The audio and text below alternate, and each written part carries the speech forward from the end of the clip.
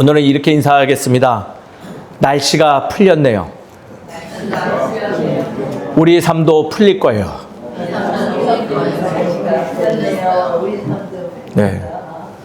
제가 매주 권면드리지만 입으로만 하지 마시고요. 이동하셔서 진심을 다하여서 인사를 해주시기 바랍니다. 다시 한번 기회 드리겠습니다. 날씨가 풀렸습니다. 우리의 삶도 풀릴 거예요. 라고 서로 인사해 주십시오. 예. 그래도 안 움직이시는 분들은 꼭 있네요.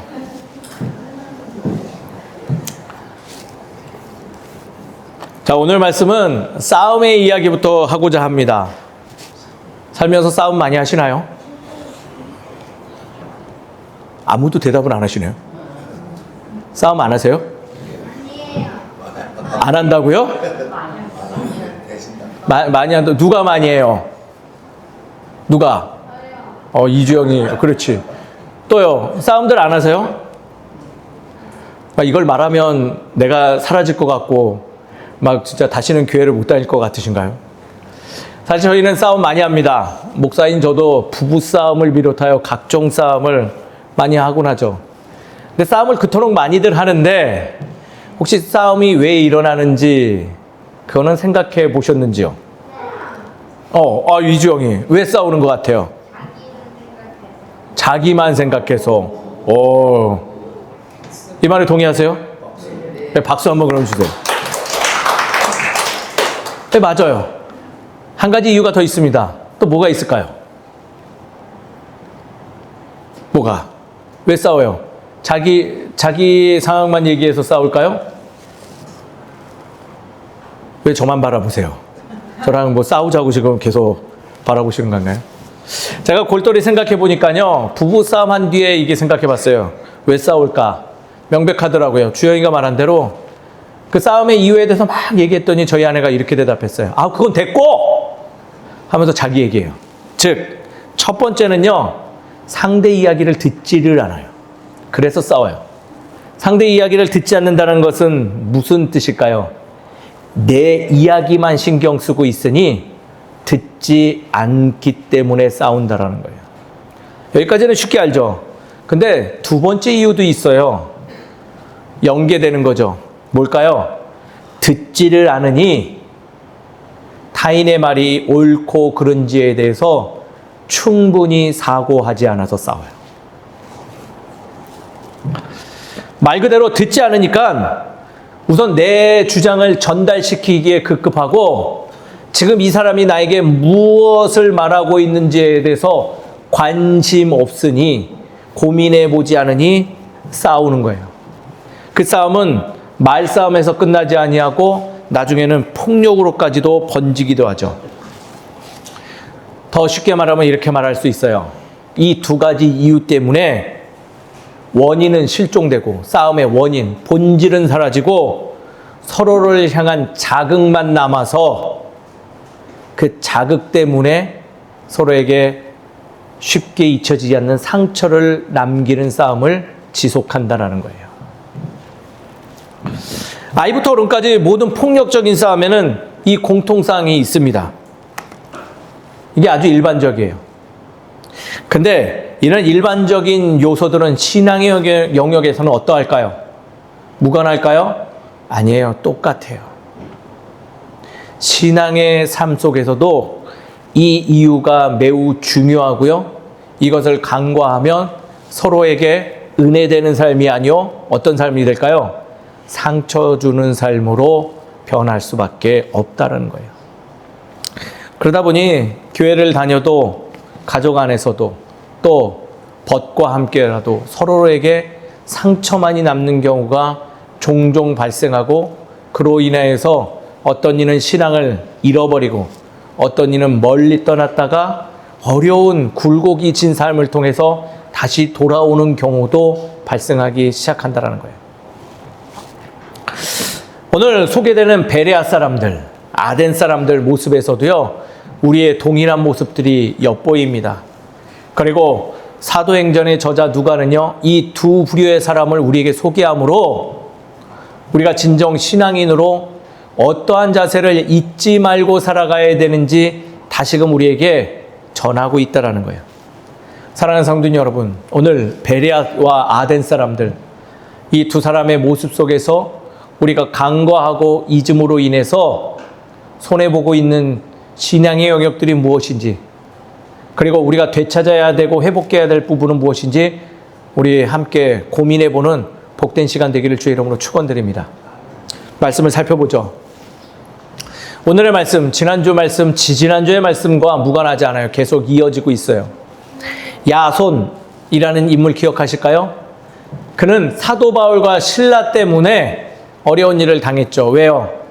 복음을 사도 바울과 신라를 잡으러 온 깡패 같은 유대인들에 의해서 가족이 상처 입었어요. 그 무리들은 그 지역에서, 데살로니가 지역에서 그 한 번으로 끝났을까요? 아니에요. 그 일로 인해서 바울과 신라가 베레아까지 도피해 왔는데 그곳의 소식을 듣고 또 찾아옵니다. 사도 바울과 신라의 외침을 저항하는 불손한 세력들인 것이죠. 그리고 그들로 인해서 어디까지 갔다고요? 베레아까지 가고요. 그들로 인해서 결국은 어디까지 가냐? 아덴, 그리스 아테네까지 가게 된다는 거예요. 그래도 다행인 사실 하나는 베레아, 데살로니가 지역을 떠나서 도착한 베레아 지역 사람들은요, 실족하고 낭망할 수 있는 바울과 신라의 마음에 큰 힘이 되었어요. 위로가 되었죠. 왜 그래요? 오늘 말씀 읽어보니까 왜 그럴까요? 베레아 사람들이 데살로니가 사람들보다도 더 어떻다? 신사적이었다. 더 쉽게 말하면 좋았더라. 그들이 왜 좋았는지 11절에 잘 기록되어졌어요. 11절에. 그들은요, 참 바울이 보기에도 칭찬할 수밖에 없는 좋은 신앙의 자세를 소유하고 있었대요. 근데 이들이 누구 때문에 지금 복음을 듣게 됐는데 그럴까요? 바울 때문에 듣게 됐는데 애초부터 정확하게 우리나라 말로 하면 성품이 너무 좋은 거예요. 어떤 성품? 복음을 전하는 그 바울과 신라의 말에 귀 기울였다라는 거예요. 그리고 거기서 멈추지 않고 스스로가 경청에서 들은 그 말씀을 가지고 오늘 말씀 11절에 보니까요, 말을 들었더니 그것을 상고하였다. 즉, 고민하면서 그것의 말씀이 어떠한지 꼼꼼히 살펴보았다라고 기록하고 있는 거예요. 어떻다고요? 전해진 복음의 말씀들을 잘 듣는 데 멈춘 것이 아니라 그것이 진실인지 아닌지를 스스로가 분별해내고 대응해보고 검토해보았다라는 거예요. 근데 아쉽게도 이러한 베레아 사람들에게 복음이 전해지는 이야기가 누구에게도 또 들렸어요. 그 데살로니가 지역에서 야손의 집에 와 행패를 부렸던 그들의 귀에도 또 들렸어요. 그래서 그들이 베레아까지 쫓아옵니다. 무려 한 60km 정도 떨어진 지역임에도 불구하고 그들은 이곳까지 또 쫓아와 소동을 일으키죠. 그래서 바울과 신라는 참 위로받는 그 베레아, 참 더 머물고 싶었던 그 지역에서 이동할 수밖에 없어요. 배를 타고 이제 어디로? 그리스 아테네까지 가게 된 거예요. 그것도 셋이서 바울과 신라와 디모데가 같이 간 게 아니라 오늘 말씀 보니 어떻게 해요? 흩어졌어요. 바울 혼자만 가게 됐어요.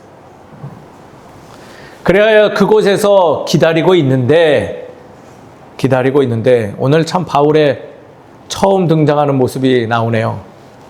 아덴에 있는 사람들을 보고 격분하였대요. 며칠 동안 그곳에서 신라와 디모데를 기다리고 있는 그가 그 지역에 있는 사람들을 보며 격분했대요. 그 유대인들 때문에요? 아니요.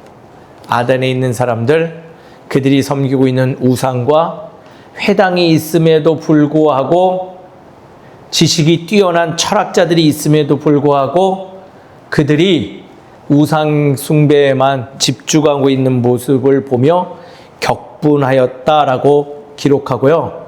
그 일로 인해서 그가 어디로? 아레오바고로 이동 중에 벌어진 이야기가 기록되어 있는 거예요. 말씀의 내용은 이동에 대한 이야기들이 기록되어 있지만 거기에 등장하는 두 부류의 사람, 베레아 사람과 아덴 사람들이 등장한다라는 거예요. 이 둘은요, 이 두 부류는 굉장히 극과 극의 모습을 띄워주고 있어요. 먼저 베레아 사람들 한번 살펴보죠. 베레아 지역의 사람들은요, 다시 한번 말씀드리지만 신앙을 대하는 자세가 참으로 신사적이고 좋았다고 기록하고 있어요. 그 내용들 11절에 기록되어 있다고 제가 말씀드렸죠. 더 세밀하게 말하면요, 첫 번째로는요, 그들은 너그러워서 간절한 마음으로 말씀을 받는 존재, 즉 바울과 실라와 디모데의 복음의 말씀에 경청했던 사람들이에요. 경청. 뭐 했다고요? 중요한 단어입니다. 뭐 했다고요? 경청했대요. 경청. 두 번째는요, 날마다 성경을 상고하였대요. 날마다 성경을 바울과 실라로부터 배운 게 아니라 자신들이 그것을 계속 치열하게 고민하고 살펴보았던 모습이 있었대요. 이 말은 바꿔 말해서 말씀에 분별이 있는 사람들이래요.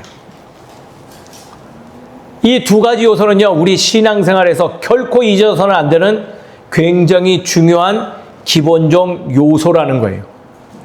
그것을 꼭 기억해야 됨을 말하는데 그 증거로 들었던 인물들이 누구냐? 바로 아덴의 사람들인 거예요. 아덴 사람들은요, 베레아 지역의 사람들과 반대편에 대척해서 서 있는 사람들이에요. 그들의 모습은 18절에서 21절까지 기록해 있는데요, 두 가지 요소로 또 나뉘어요. 첫 번째, 그들은 철학자의 위상이 대단했어요. 오늘 사회책에 나오는 그러한 철학파들이 나오네요. 어디 있어요? 21절에 잘 나와 있어요. 18절에요. 에피쿠로스, 크로스와 스토아 철학자들, 우리가 잘 알고 있는 소크라테스, 플라톤, 아리스토텔레스들이 배출되어진 그 학파의 사람들이에요. 즉 그들은요, 스스로 어떤 이들이에요? 지식이 있다라고 내세우기에 부족함이 없는 사람들이라는 거예요.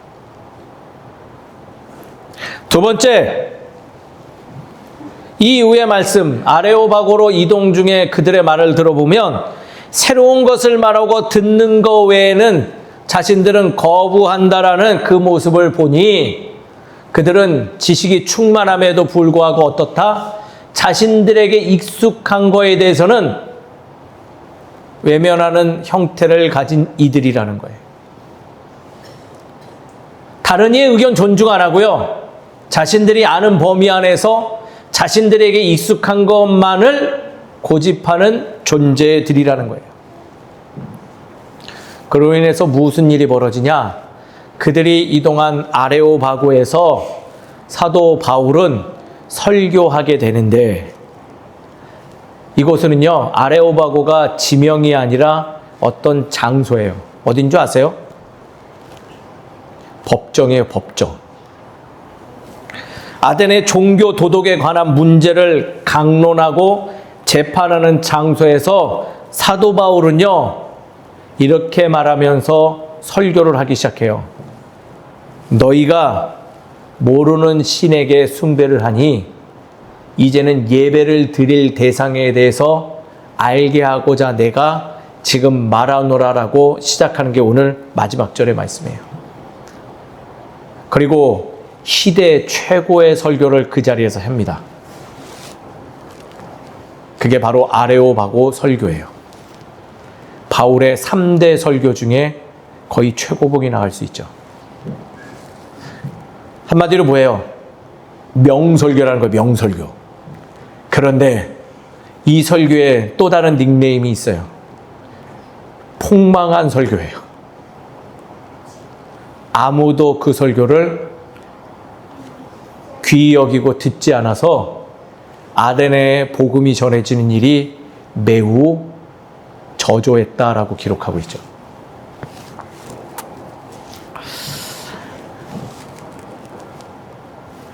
언제부터인가 사회와 공동체 안에서, 그리고 신앙의 공동체 안에서는요, 중요한 요소로 꼽는 것이 하나 있어요. 많이 들어보셨을 얘기고 제가 방금 전에도 이야기했던 거죠. 바로 그것은 경청을 기초로 한 소통입니다. 경청. 그리고 그것을 통한 나눔, 그리고 그 나눔을 기초로 한 나의 성숙을 말하죠. 너무 중요한 나머지 이제는 방송 매체든 전문 상담가를 통해서 우리의 곁에 참 많이 와 있어요. 쉽게 말해서 이러죠. 경청해야 돼요. 그 이야기에다 깊이 고민할 수 있어야 돼요. 그래야지 문제가 해결돼요 라고 얘기하죠. 하지만 중요하다고 외치고 인식은 하고 있지만은 실제적으로 그 경청과 상고에 대해서는 매우 외면하는 형태를 보이고요. 더 나아가 거리를 두고 있는 모습들이 우리의 모습 속에서 노출되죠. 한마디로 경청을 통한 소통이 중요하다고 하지만은 귀하게 대하지 않고요. 성속을 소유해야 한다면서 나와 관계없는 일로 치부하여서 고민하지 않는다는 거예요. 그 결과 우리가 받아들인 성적표는 이러해요. 사회는 세대와 세대, 진영과 진영으로 극단적으로 나뉘어서 늘 싸워요.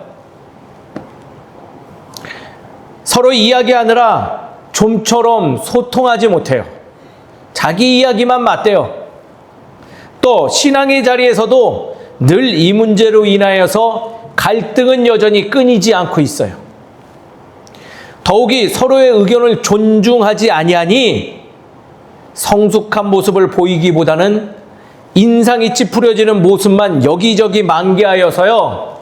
그것을 바라보고 있는 어린 세대들이 기독교인들에게 실망하여서 교회 젊은이들이 이탈하는데 크게 작용하는 문제로 작용하고 있다는 거예요. 오늘 저희가 함께 읽었던 11절의 말씀, 너그러워서 간절한 마음으로 말씀을 받고 날마다 성경을 상고하는 모습이 매우 그립다라고 생각되어지는 시점이라는 거예요. 사랑하는 성도님들에게 묻고 싶어요. 어떤 부류의 사람으로 남고 싶은가요? 우리는 이 모습에 대해서 늘 말씀을 통해 질문받습니다. 베레아 사람들처럼 경청과 성숙의 자세로 나아가기를 남기를 원하는지, 아니면 아덴 사람들처럼 경직되고 관용 없는 자세로 권위만을 드러내며 살아가는 모습으로 남고 싶은지를 묻는다라는 거예요. 사도행전 저자 누가는요, 베레아와 아덴의 모습을 서로 대조하면서 우리에게 신앙의 질문을 하고 있어요. 그리고 결론적인 이 말을 우리에게 권면하죠. 말씀을 따라 경청과 성숙을 소유하여서 내가 섬기는 대상을 분명히 알고 바르게 예배를 드림으로 인해서 우리 모두 서로 사랑하자라고 이야기하고 있는 거예요. 사랑하는 성도님 여러분, 경청과 상고, 즉 성숙을 이루는 우리 되기를 주의 이름으로 축원드립니다.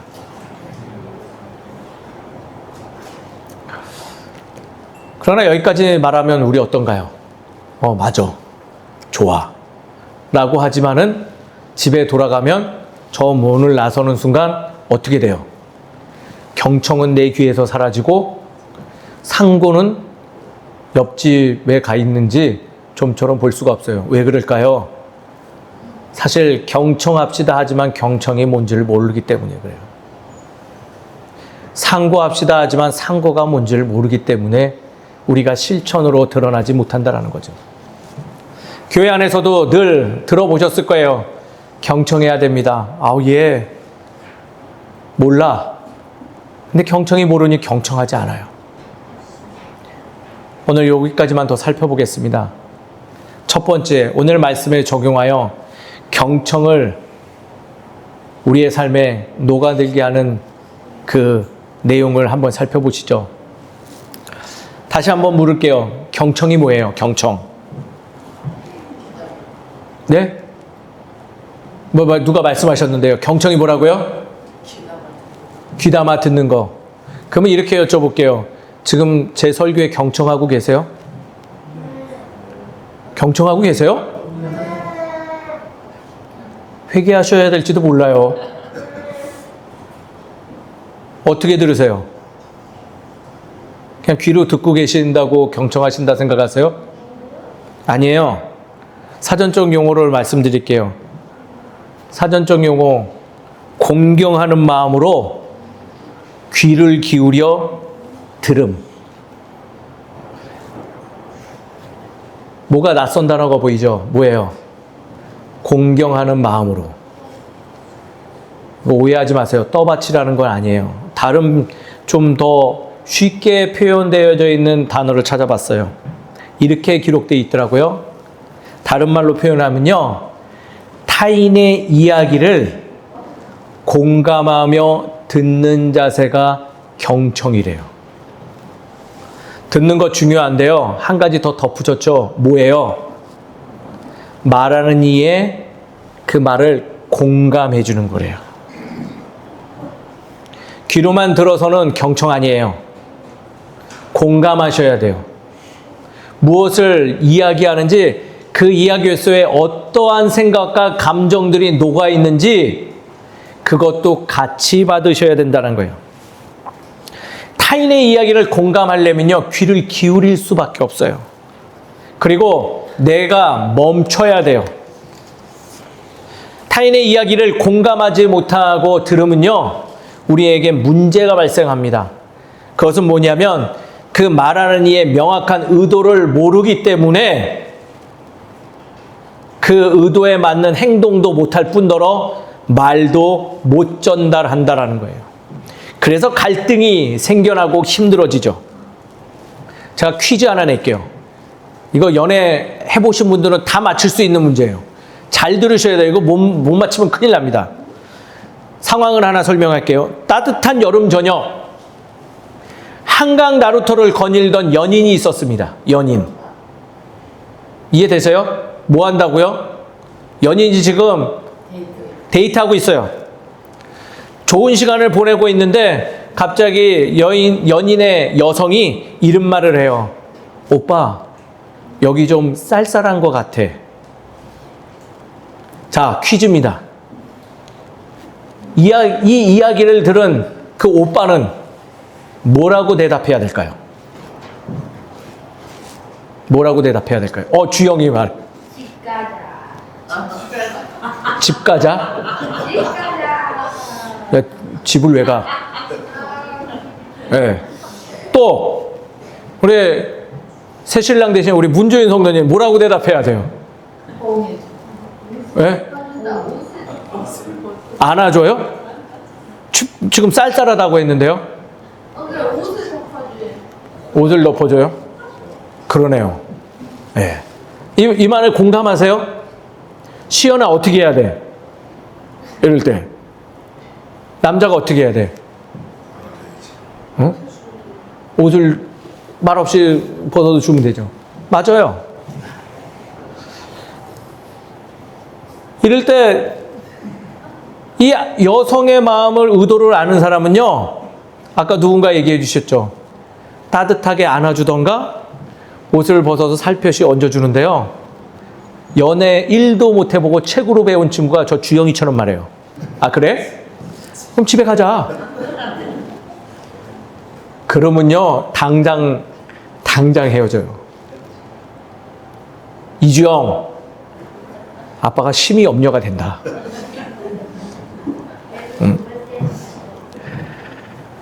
공감 없이 들은 이들은요, 오늘은 이 질문이 어려울 수도 있어요. 내 생각을 강조하는 거 아니에요.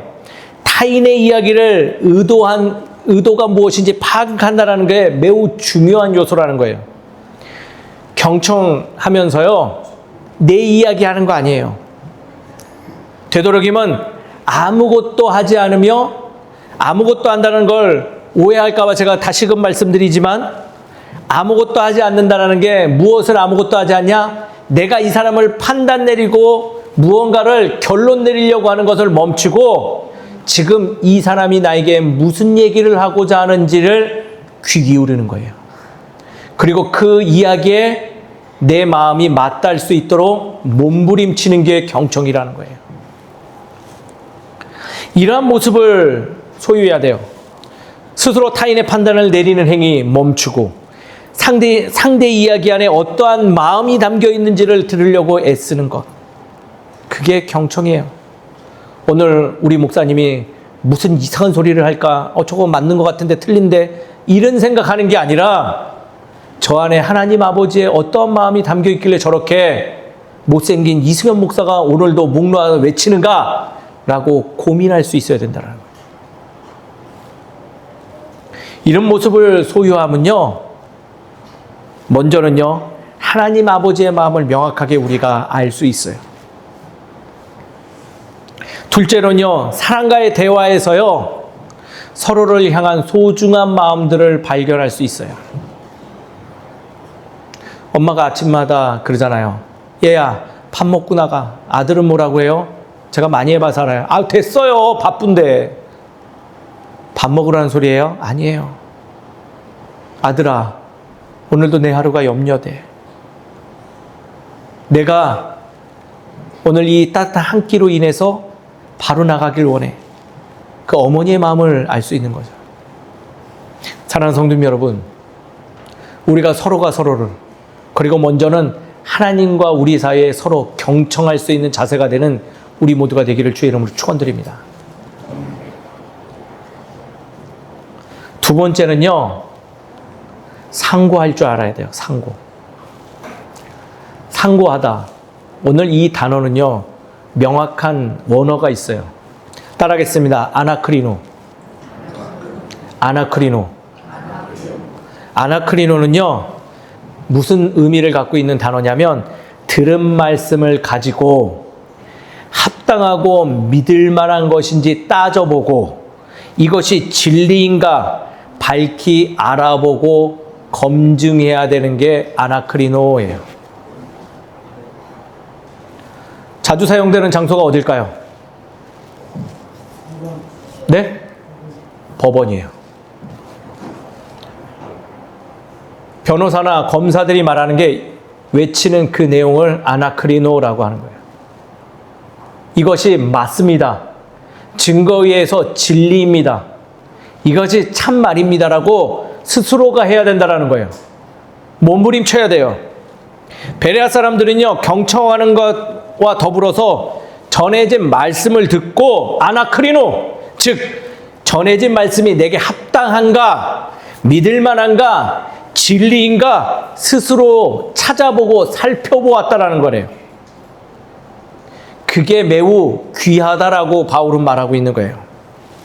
신앙은요, 능력 있는 한 목회자가 가르쳐준다고 성장하는 거 아니에요. 착각하지 마세요. 또 더욱이 시간이 흐른다고 믿음의 성장을 가져다 준다? 천만의 말씀이에요. 그런 거 없어요. 뭐 해야 돼요? 스스로가 지금 전해진 이 말씀이 합당한 것인가 아닌가를 진중하게 살피는 자세가 있을 때 성숙되어진대요. 베레아 사람들이 그걸 했대요. 내가 이만큼 되는데, 내가 얼마나 똑똑한데, 내가 그거는 듣고 싶지 않아 라는 게 아니라 들려진 말씀 하나하나를 검토해보고 이게 맞는가 틀리는가를 꼼꼼히 따져본다는 거예요. 그걸 안 하니 한국교회가 요즘 욕먹고 있어요.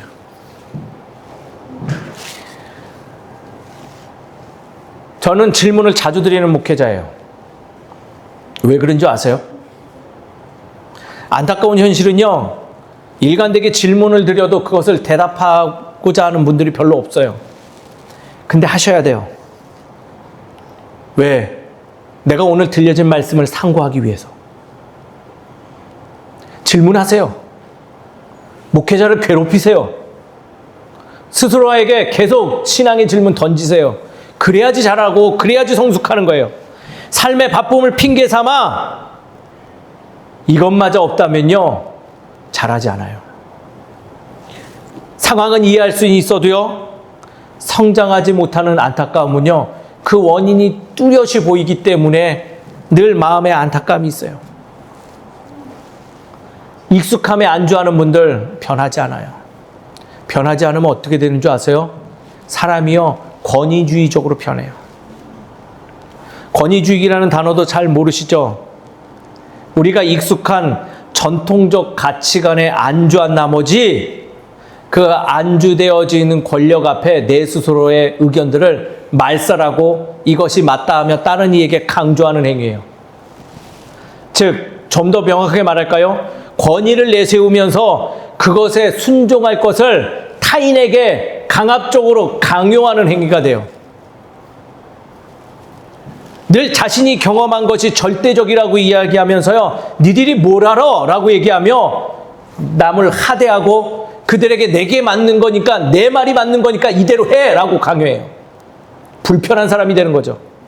자신에게 좋았던 것을요, 상대방에게 막 얹어주면서 내게 좋은 거니 너한테도 좋은 거야 라고 얘기하며 무례하게 행동해요. 내게 좋은 게 타인에게 불편할 수도 있어요. 상고하지 않는 모습들이에요. 제가 이번 주에 한 일반 가요의 가사를 들었는데 참 그 가사를 들으면 많이 회개했어요. 제목이 아빠가 미안해라는 거예요. 아빠가 미안해. 가사 제가 좀 읽어드릴게요. 느끼기보다는 많이 알아야 한다고, 친하기보다는 이겨야 한다고, 내가 지닌 꿈과 장점들을 있는 그대로 인정하지 않았지. 이루지 못했던 나의 꿈을 어느새 너에게 강요해 왔어. 꿈꾸기보다는 영리하게 살라고, 맞서기보다는 모른 척 따라가라고. 이 모든 고백들은요, 우리가 주의 말씀을 상고하지 못함으로 갖고 있는 결과물들이라는 거예요. 내가 고민하지 않으니, 내가 성숙되지 못하니, 내가 알고 있는 범위 안에서 그렇게 살라고만 말하고 그렇게만 해야 된다고 말하는 우리의 그 권위주의적인 모습, 그는 결코 신앙적인 모습이 아니라는 거예요. 사랑하는 성도님 여러분, 스스로가 주의 말씀을 상고하여 성숙을 이루는 우리 모두가 되기를 주의 이름으로 축원드립니다.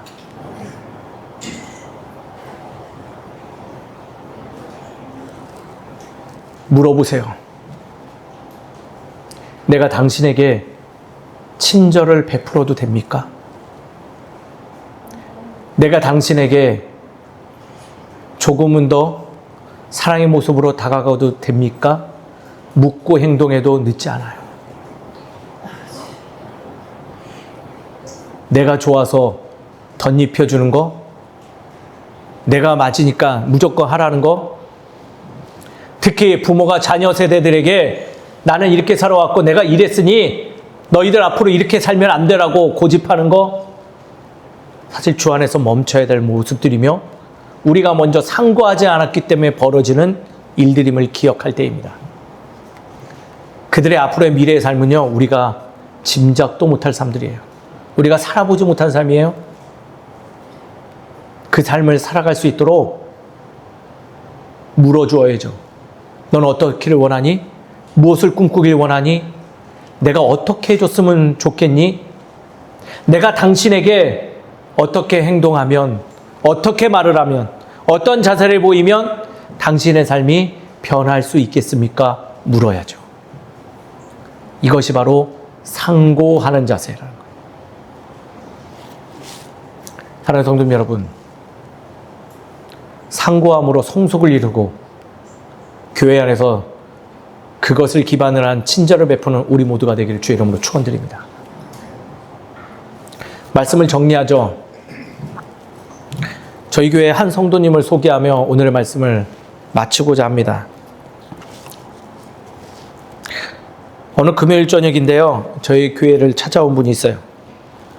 작은 가방 하나 매달고 아무도 오지 않았던 이 예배당을 홀로 들어왔던 한 분이죠. 그리고 그렇게 저희와 함께 신앙생활을 시작하고 저희와 교제하기 시작하였어요. 그리고 그분에게 무심코 제가 줄만한 게 없어서 저도 안 들여다보던 제 대학원 논문집을 드렸습니다. 저 뒤에 앉아 계시는 문주윤 성도님이에요. 그냥 드렸어요. 근데 하루는 예배 끝나고 문주윤 성도님의 가방을 보고 제가 깜짝 놀랐어요. 저도 안 읽는 그 논문을 넉마가 될 정도로 읽으셨어요. 개인적으로 너무 기뻤어요. 사실 제 아버님과 가족들에게 드리고 제 아내한테도 줬지만은 제 가족들도 안 읽었거든요. 읽는 척도 없었고 그 안에 무슨 내용이 있는지도 전혀 모르던 그런 논문이었어요. 근데 문주인 성도님이 처음으로 그렇게 읽어주었어요. 생각해보니 내가 너무 부끄러웠어요. 제가 써놓고 저도 그렇게 하대하고 있었거든요. 귀하게 봐주시고 또 질문도 던져주셨어요. 근데 그 질문의 내용들이 참 귀했어요. 제가 거기에 쓰고 있으면서 담았던 저의 감정 하나하나들을 발견하시고 목사님, 이게 바로 목사님이 설교할 때 그것을 말하고자 하는 내용이죠 라고 이야기해 주시기 시작했다라는 거예요. 오래전 저도 잊고 있었던 제가 그것을 쓸 당시에 제 감정들을 읽어주시고 내용들을 귀히 여겨주시며 그것을 가지고 고민해오고 와서 저에게 질문해 주니 어느 날 참 존경스러워 보였어요.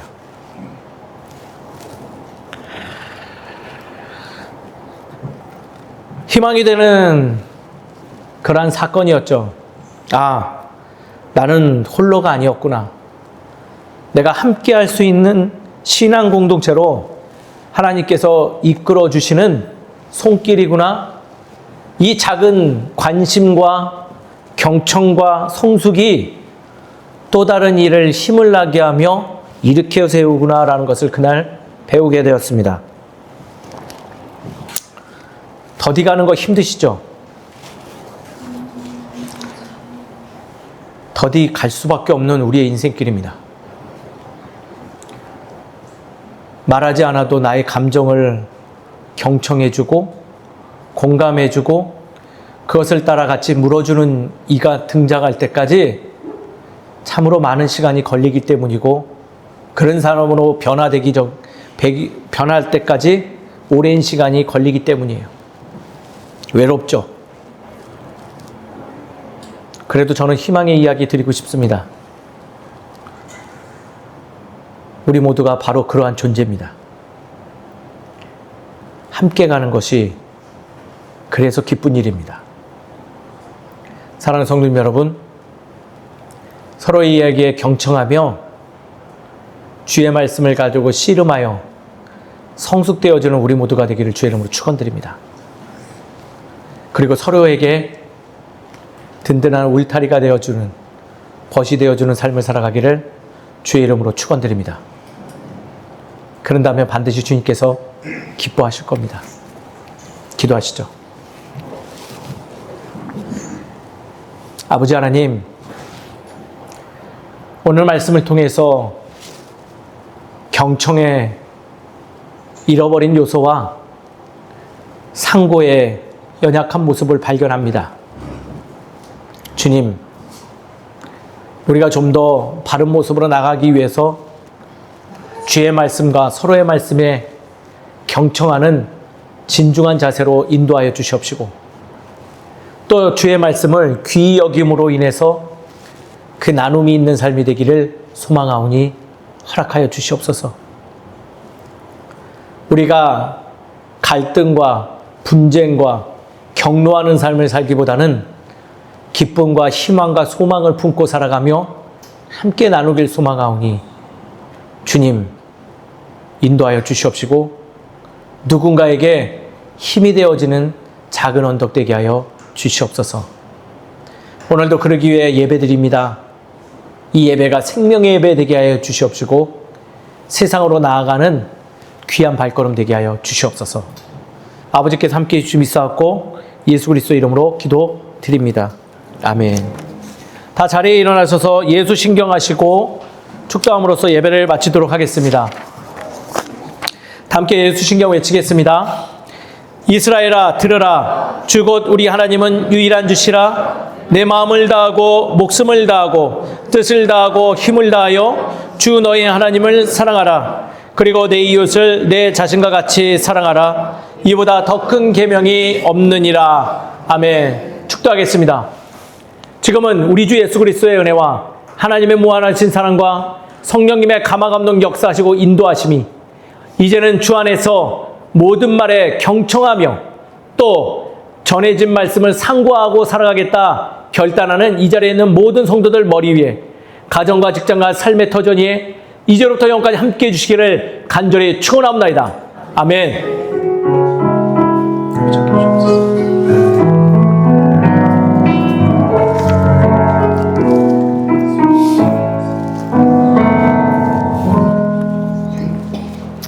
예배 마쳤습니다. 하나님께 영광의 박수 올려드리도록 하겠습니다.